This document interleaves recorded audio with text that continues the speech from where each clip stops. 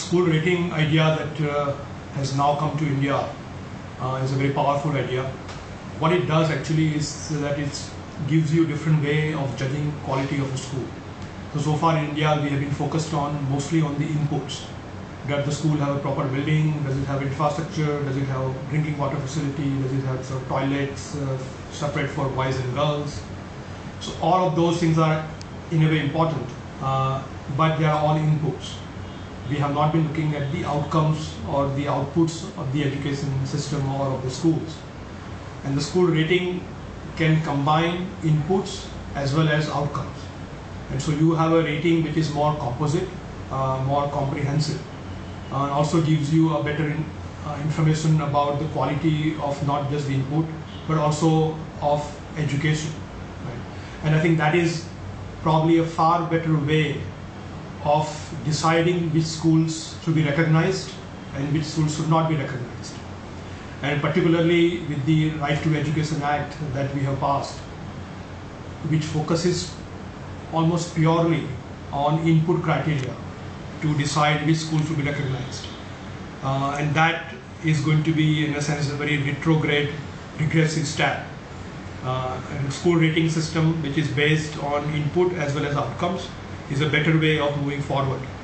And what Center for Civil Society and our school choice campaign would like to do is to use the school rating system, the experience that we have in India and we have around the world, document that, bring that to India, and see how we can apply this idea in the Indian context.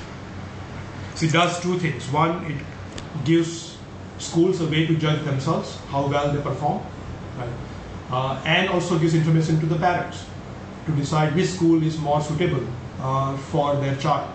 So the rating could actually be even more fine-tuned. You can decide whether the school focuses more on extracurricular activities like music and sports, and gives emphasis to those areas of child development within the school.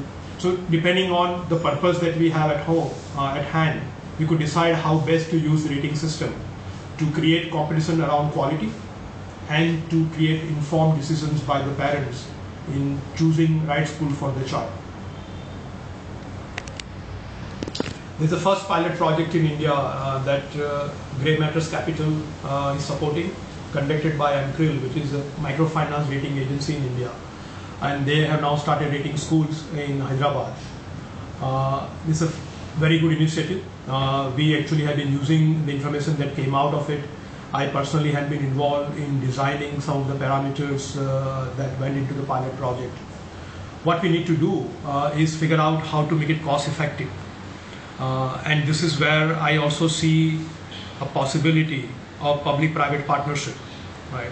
We know from the experience in the financial markets that rating, if paid for by private companies, creates a bias towards unfair rating. And therefore it's important that the rating that we do of the schools can probably be paid for by the public sector, by the appropriate government agencies, which bear much of the cost of rating. Some cost could be passed on to the schools in terms of the fees for being part of the program. Right? But by combining a public-private funding mechanism for the cost of the rating system would create a more robust, I think more accountable and more transparent system of rating. And I think that is also one way to, in a sense, bridge the gap in financing, because it's not going to be cheap to do a good rating of a school. And as you know, it costs about $1 lakh or so per school to do that rating. And public-private partnership is a good way to make the rating system more transparent and accountable.